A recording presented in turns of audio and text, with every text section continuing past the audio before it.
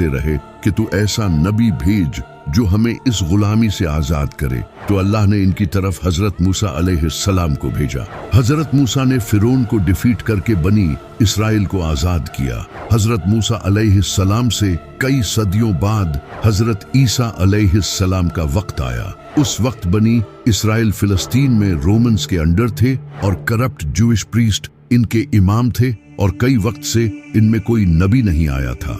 बनी इसराइल एक मसीहा के इंतजार में थे और इनकी बुक्स में भी उसके आने की खबरें लिखी थी जो कि आज भी बाइबल में लिखी हैं। और फिर वो मसीहा हजरत ईसा अलैहिस्सलाम की सूरत में आया, लेकिन फिर भी बनी इसराइल ने इनके खिलाफ साजिशें की। तो अल्लाह ने हजरत ईसा अलैहिस्सलाम को आसमानों पर उठा लिया। हजरत ईसा अलैहिस्सलाम के बाद जब अरब में बुराई आम हो चुकी थी तो उस वक्त यहूदियों की बुक्स में एक अजीम नबी के आने की खबरें लिखी थी और उस वक्त यहूदी भी उस नबी का इसी तरह इंतजार करते थे जिस तरह आज मुसलमान इमाम मेहदी का इंतजार करते हैं। यहाँ तक कि आज भी बाइबल में वो प्रेडिक्शंस लिखी है। इसके बाद फिर नबी सल्लल्लाहु अलैहि वसल्लम ने ऐलान नबूवत किया।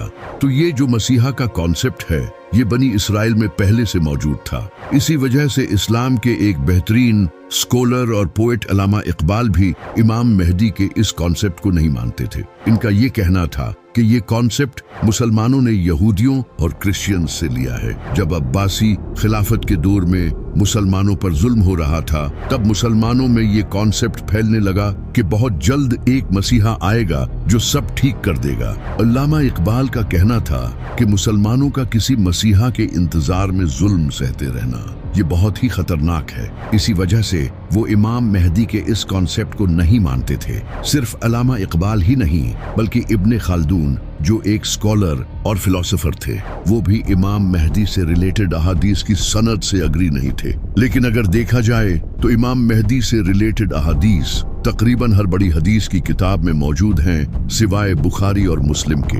सुन्नी और शिया दोनों किताबों में कई अहादीस मौजूद हैं, वो भी बिल्कुल सही सनद के साथ। सिर्फ इस्लाम ही नहीं बल्कि दुनिया के आज हर बड़े मजहब की किताबों में एक मसीहा के आने की प्रेडिक्शंस मौजूद है। जैसा कि मेसोपोटामिया में एक चरवाहे का जिक्र मौजूद है जो कि मसीहा होगा और इजिप्ट में एक ओसिरिस नाम के इंसान का जिक्र है जो कि जमीन को दोबारा जिंदा करेगा।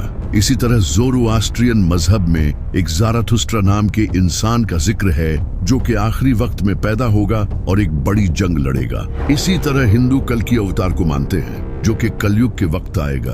वो सफेद रंग के घोड़े पर सवार होगा और इसके हाथ में तलवार होगी जो कि जुल्म के खिलाफ लड़ेगा और पूरी दुनिया में दीन फैलाएगा।